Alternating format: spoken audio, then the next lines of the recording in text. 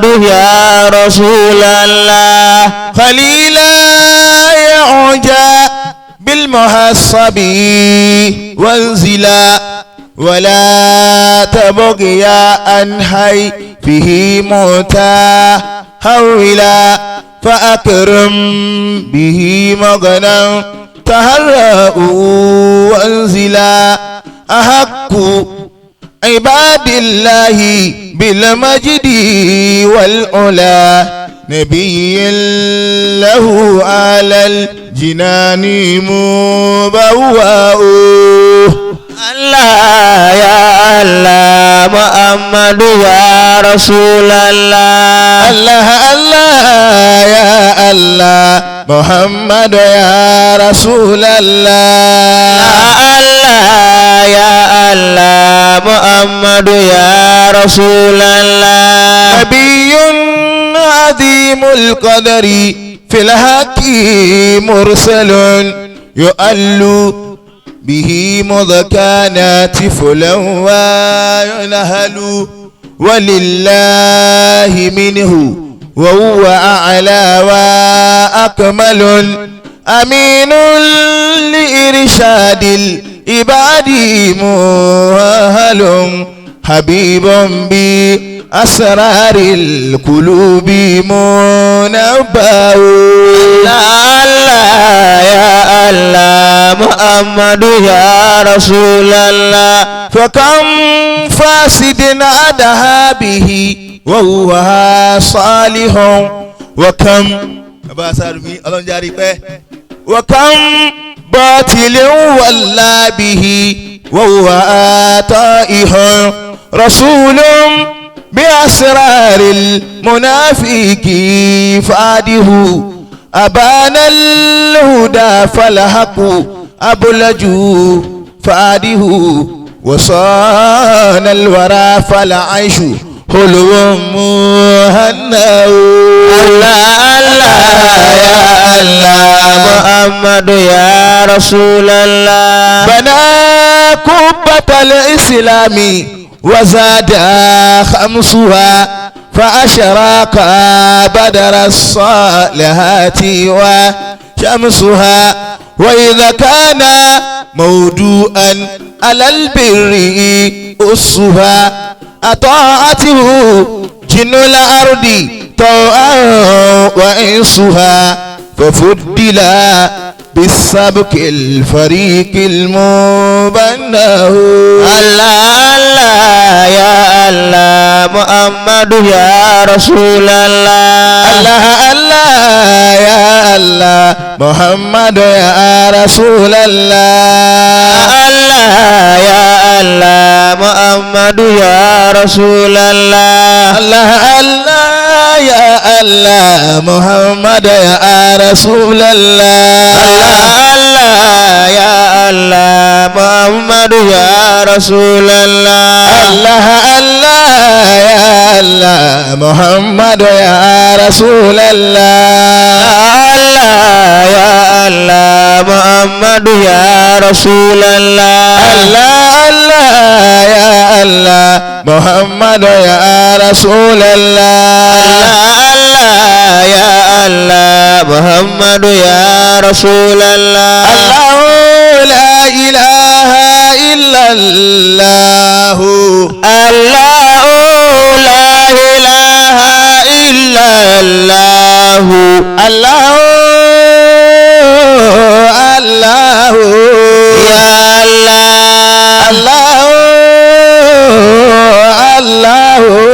يا الله لا إله إلا الله الله لا إله إلا الله الله يا محمد الله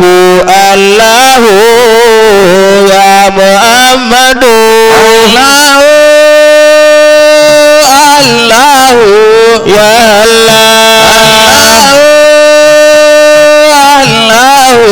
يا الله لا إله إلا الله الله لا إله إلا الله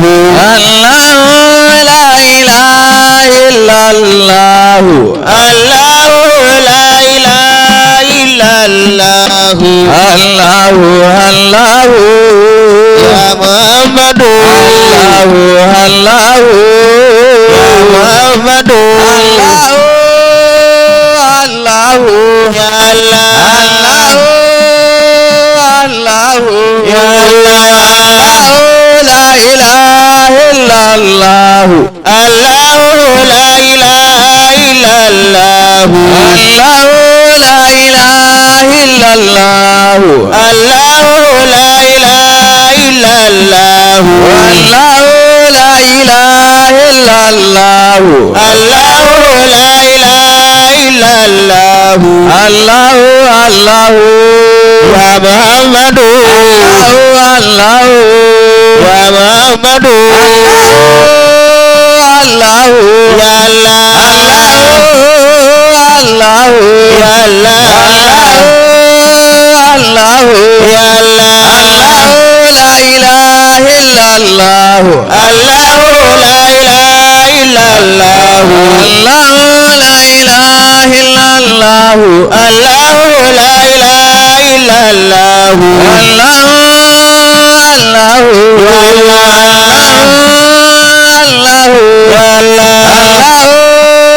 Allahu Ya Allah. Allahu la ilaha illallah Allahu la ilaha illallah. Allahu la ilaha illallah Allahu la ilaha illallah. Allahu Allahu Ya Muhammadu. Allahu Ya Muhammadu. Allahu Ya Allah. Allahu Ya Allah.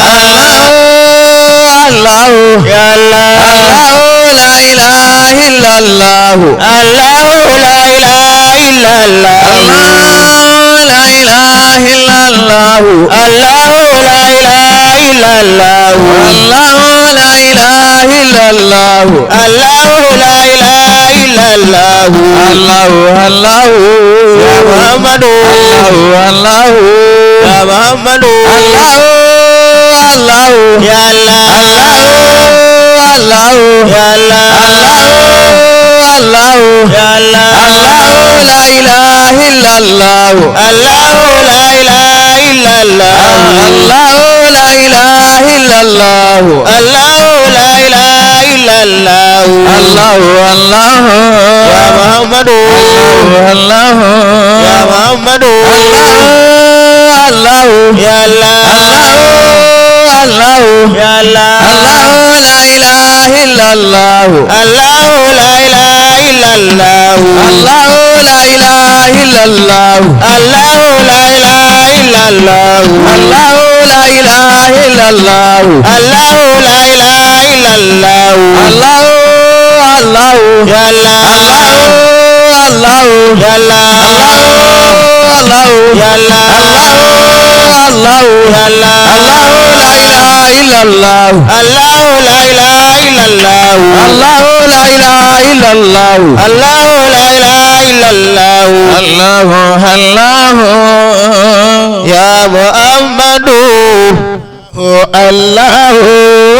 Ya Muhammadu. Allahu Ya Allah. Allahu Ya Allah. Allahu la ilaha illallah Allahu la ilaha illallah. Allahu Allahu Ya Muhammadu. Allahu Ya Muhammadu. Allahu Ya Muhammadu. Muhammadur Rasulullah Ya Muhammadu. Muhammadur Rasulullah Ya Muhammadu. Muhammadur Rasulullah Ya Muhammadu. Allahu Ya Allah. Allahu Ya Allah.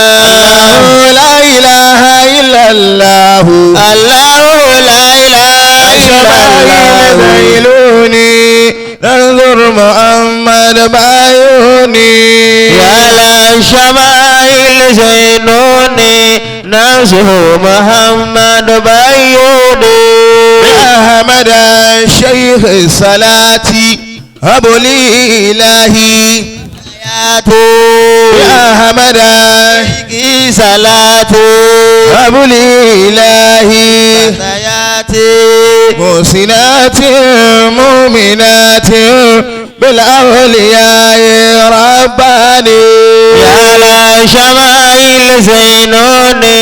Nasr Muhammad Bayyuni ya la safa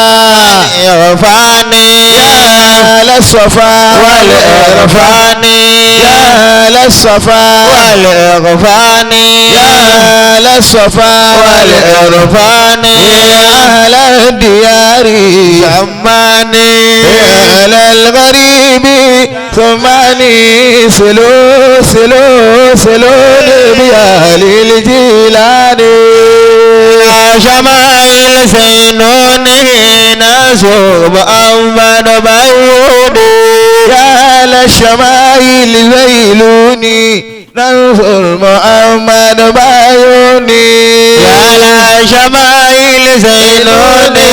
نسوب محمد بيوني يا حمد شيخ صلاتي أبو لي إلهي سنات مؤمنات بالأولياء رباني يا لا شمائل زينوني نسوب محمد بيوني يا للصفا والإرفاني أهل الديار زماني أهل الغريب زماني سلوني بأهل الجيلان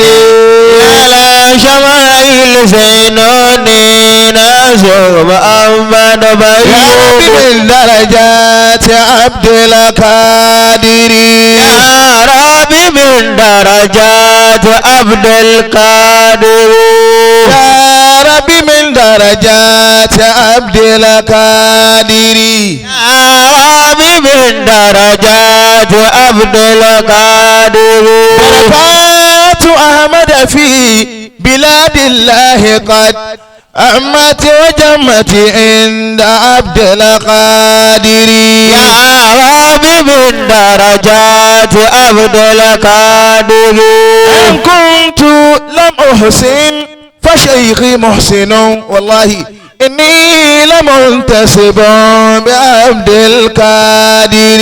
يا ربي من درجات عبد القادر يا ربي من درجات عبد القادر يا ربي من درجات عبد القادر يا ربي علم ظاهري كباتني أجب الذي يدعو بعبد القادر يا ربي من درجات عبد القادر إلا المصيا لغناك بغير تجي فلجأت عند شيك عبد القادر يا ربي من درجات عبد القادر يا ربي عالم ظاهري كباتني أجبي الذي يدعو عبد القادر يا ربي من درجات عبد القادر يا ربي يسر لي شدائد كلما موتيت بمكان عبد القادر يا ربي من درجات عبد القادر يا ربي من درجات عبد القادر يا ربي من درجات عبد القادر بركات أحمد في بلاد الله قد أمت وجمت عند عبد القادر يا ربي من درجات عبد القادر يا ربي من درجات عبد القادر يا ربي من درجات عبد القادر بركات أحمد في بلاد الله قد أمت وجمت عند عبد القادر يا ربي من درجات عبد القادر يا ربي من درجات عبد القادر يا ربي من درجات عبد القادر يا ربي من درجات عبد القادر يا ربي من درجات عبد القادر يا ربي من درجات عبد القادر يا ربي من درجات عبد القادر يا ربي من درجات عبد القادر يا ربي من درجات عبد القادر يا ربي من درجات عبد القادر يا ربي من درجات عبد القادر درجات عبد القادر يا ربي من درجات عبد القادر ومن درجات عبد القادر يا ربي من درجات عبد القادر يا رب عالم باطني كالظاهري أجب الذي يدعو بعبد القادر يا ربي من درجات عبد القادر إن المسيء لدى الأكابر يلتجي فلجأت عند الشيخ عبد القادر يا ربي من درجات عبد القادر إن كنت محسنا إني لمنتسب بعبد القادر يا ربي من درجات عبد القادر ربي كتابي من يمين آتني من درجة المسمى بعبد القادر يا ربي من درجات عبد القادر يا ربي يسر لي الشدائد كلما موتي أتى بمكان عبد القادر يا ربي من درجات عبد القادر يا ربي زوجني بعور عينيا من درجة المسمى بعبد القادر يا ربي من درجات عبد القادر مولى رتب علي يا مولى الرتبة علي يا مولى رتب علي يا مولى الرتبة علي جيلاني رتب علي يا مولى الرتبة علي جيلاني رتب علي يا مولى الرتبة علي جيلاني رتب علي يا مولى الرتبة علي يا شيخ يا بعد الله يا مولى الرتبة علي يا من سر الله يا مولى الرتبة علي ألبسني بنور الله يا مولى الرتبة علي والإخوان القادرية يا مولى الرتبة علي والإخوان القادرية يا مولى الرتبة علي يا شيخ يا عبد يا القادر مولى الرتبة أنت السلطان يا الأكابر مولى الرتبة يا كل في الدارين يا ناصر مولى الرتبة يا مولى النفس يا زكية مولى الرتبة يا مولى النفس زكية يا مولى ذكري الرتبة عليا جلاني لا ذي يا التراكي مولى الرتبة عليا تسمع بأهل المراكي يا مولى الرتبة عليا تنظي بلشتياكي يا مولى الرتبة عليا تولين ما تكلاني يا مولى الرتبة عليا شيخ عند الله يا نلتا مولى الرتبة عليا كل ما ترجو أنت يا مولى الرتبة عليا كتب الوجود كل يا مولى الرتبة عليا من ينصب إلي يا مولى الرتبة عليا جيلاني أنت اعتمادي يا مولى الرتبة عليا أنت ركني وستنادي يا مولى الرتبة عليا سيدي نور فؤادي يا مولى الرتبة عليا بالأنوار الرحمنية يا مولى الرتبة عليا بالأنوار الرحمنية يا مولى الرتبة عليا جيلاني لذي التراكي يا مولى الرتبة عليا يسمو بأهل المراكي الرتبة عليا يسمو بأهل المراكي الرتبة عليا يا كنزي تولشتياكي يبغين فاتك لانيا مولى الرتبة عليا يبغين فاتك لانيا مولى الرتبة عليا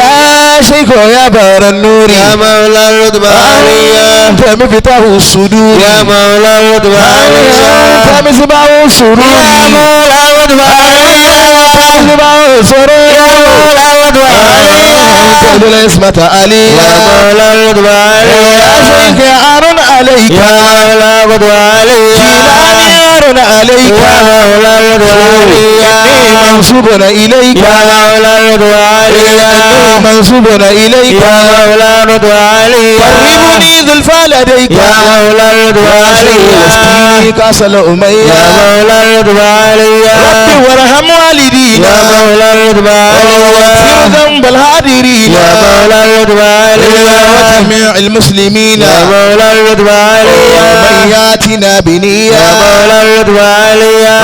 ربي عذبه علينا يا مولى الرتبة عليا قادرا لدينا يا مولى الرتبة عليا اغفر يا مولى الرتبة عليا اغفر إلينا يا مولى الرتبة عليا اغفر إلينا يا مولى الرتبة عليا اغفر إلينا يا مولى الرتبة رد عليا اغفر إلينا يا مولا رد عليا واسكننا جنة عليا يا مولا رد عليا جيلاني عتب علي يا مولا رد عليا جيلاني عتب علي يا مولا رد عليا جيلاني عتب علي يا مولا رد عليا يا ولد أم الخير لا تنساني أراني النبي أبدا أم الخير لا ينساك حسبنا الله عبد الكاري يا ولد أم الخير لا تنساني أراني النبي أبدا يا ولد أم الخير لا تنساني يا عبد الكاري شيل الله شيل الله عبد الكاري شيل الله شيل الله يا بس الله شيل الله شيل الله يا عبد شيل الله شيل يا عبد القادر شيل الله شيل الله يا شذلي شيل الله شيل الله يا من حسن شيل الله شيل يا عبد القادر لله شيل يا عبد القادر لله شيل يا عبد القادر لله شيل يا عبد القادر لله شيل يا بس الله شيل الله شيل يا جيلاني شيل الله شيل الله السمان شيل الله شيل الله يوم بغداد شيل الله شيل الله شيخ بغداد شيل الله شيل الله شيخ السمان شيل الله شيل الله شيل الله شيل الله قطب السمان شيل الله شيل يا عبد القادر شيل الله شيل يا عبد القادر شيل الله شيل يا عبد القادر شيل الله شيل الله عبد القادر شيل الله شيل يا جيلاني شيل الله شيل الله يا جيلاني شيل الله شيل الله يا جيلاني شيل الله شيل الله يا جيلاني شيل الله شيل يا عبد القادر شيل الله شيل يا عبد القادر شيل الله شيل يا عبد القادر شيل الله يا عبد القادر شيل الله يا عبد القادر شيل الله يا عبد القادر الله يا عبد القادر الله يا عبد القادر الله يا عبد القادر الله السمان الله آية الله آية الله آية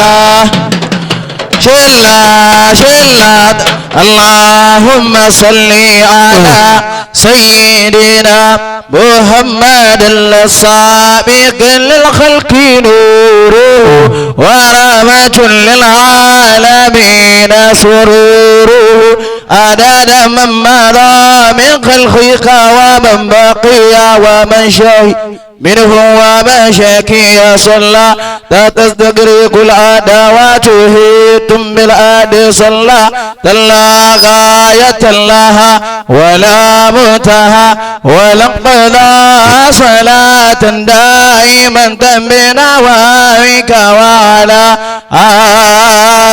آله وصحابه وسلم تسليما مثل ذلك. ọlá dúpẹ́ lọ́dọ̀ Ọlọ́run, ọlá dúpẹ́ fọlọ́ púpọ̀, kò sí tọ́lọ́ ọgbà tayọ pẹ́. Olúwa tí ó bá wa mú ọjọ́ òní lọ́wọ́ èyí tó kù sẹ́yìn olúwa mọ́sàbá yọrí ẹ̀ àfáwà àgbà ṣéwà àgbà ìyá ọmọ ńlá yà òmìnir ní mo fẹ́ tó bá tayọ ní ìfẹ́ mẹ́ olúwa o mọ́sàbá sàlékún ìyọ́nù rẹ̀ fún wa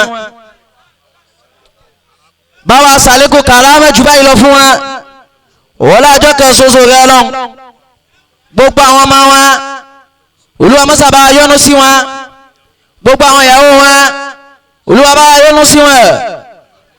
gbogbo àwọn mùrídà wa mọ́sàbá yọ́nú sí wa a gbọ́dọ̀ dákọ́ káwá pa gbogbo wọn pọ̀ bàbá wa àgbà Maulana Naqib al-Ashraf radiyallahu ta'ala anhu wàlí ọlọ́n kamil àtàwọn aṣíwájú wọn mọ́sàbá yọ́nú sí wọn àti bàbá àgbà oníwàsí ńlá nì tọ́lọ́ ní kó máa bí ìkẹ́kalẹ̀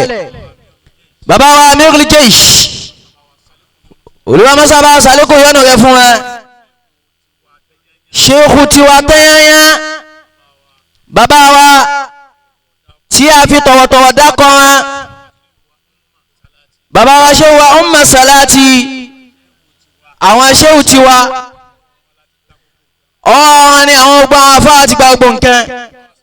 olúwa mọ́sàbá sàlékún yọ́nú rẹ̀ fún wọn àwọn tó ṣe bá nínú nì tí a máa fi ń ṣe ríire ọlọ́run wọlá gbogbo wọn bẹ́ẹ̀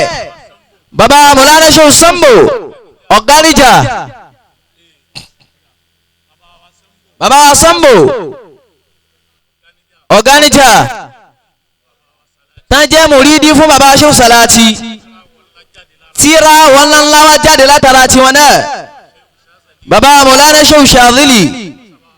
olúwa mọ́sàbá bùkún kíákíámà wọn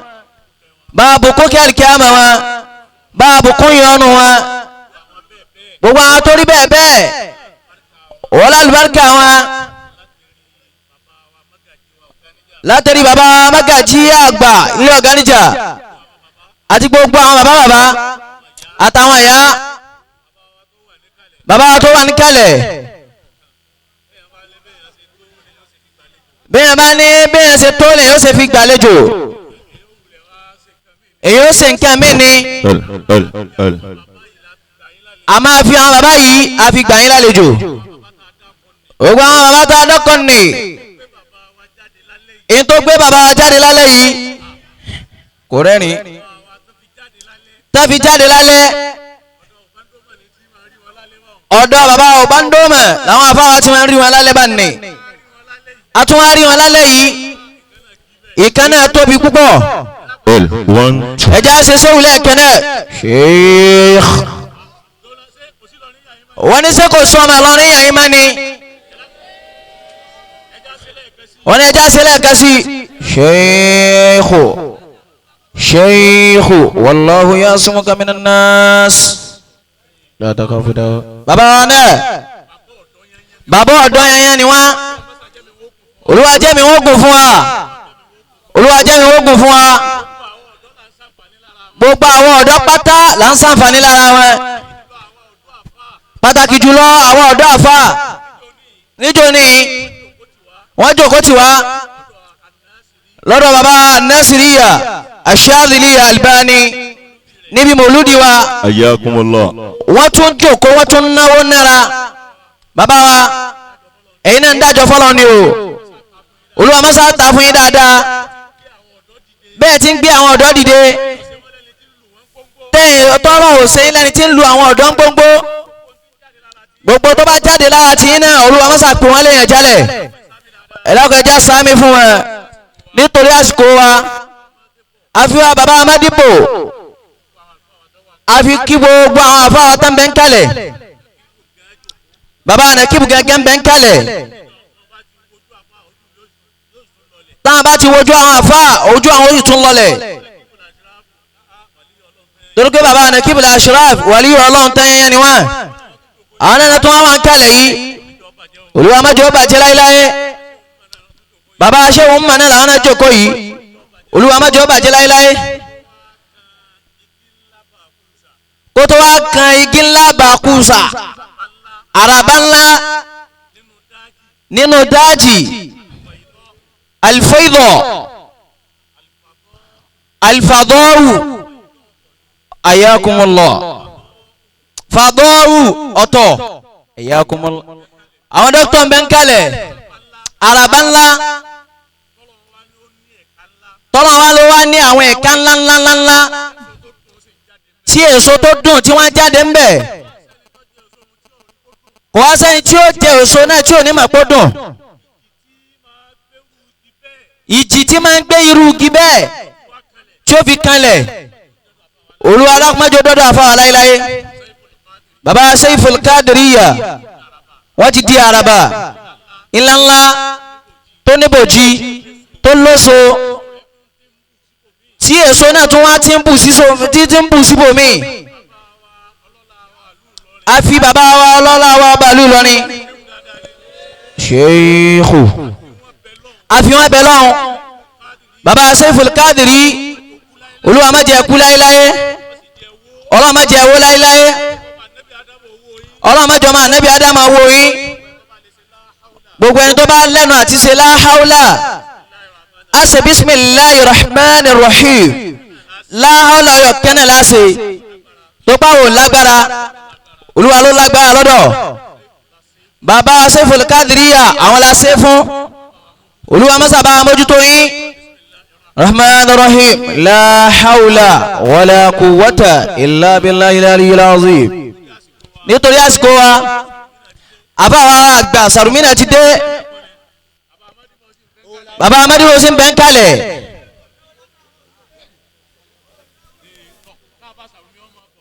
kí àwọn àfáwà àfáàsọ̀rọ̀mí ká máa bọ̀ wá ọlọ́run wọlé àwọn àtọ́kọ àtìyàwó ọlọ́run jẹ́ ńlá àlùbáríkà nítorí àsìkò náà ni o pápápá bàbá amadi wo wọ́n yẹ sáìsù tó báyìí wọ́n ní àfáàsọ̀rọ̀mí ká máa bọ̀ wá. àmọ́ láyà ẹ̀kọ́rọ̀ lẹ́ni. gbogbo àwọn bàbá yàwó kò máa látọ̀ pẹ̀lẹ́lẹ̀ gbẹmí ó kù. ajiwa tiwala ajiwa Sulaiman baba Bashir àtàwọn ìyá wa látòkè kalẹ̀ gbogbo àwọn náà dé ẹ̀yìn alájiwa Abdulyakin agobiade former chairman LLC ọlọ́run sábà mójútó àwọn náà ọlọ́run sábà wà pẹ̀lú wọn. إنا أعطينا بسم الله الرحمن الرحيم إنا أعطينا كالكوثر فصل وبك ونحن àmọ́ láyà ذلك lẹ́ni. àfáà Muhammad Nasir ẹ̀yin jú gbogbo ilé ọ̀gá níjà ni gbogbo ọ̀sẹ̀ tó lọ àjọsà ìsúnyà yìí náà ni wọ́n fẹ́ lè kó àwọn mùlánà dáhùn dúpẹ́ ìgbọ́dọ̀ lọ olúwa ní ká gbọ́ kẹgbà gbogbo ibi tí àwọn afáà wa ń dé àti baba Khalifa àgbà yàgò lè rambari. àtàwọn náà olúwa má jẹ́ parí láyé láyé sàmì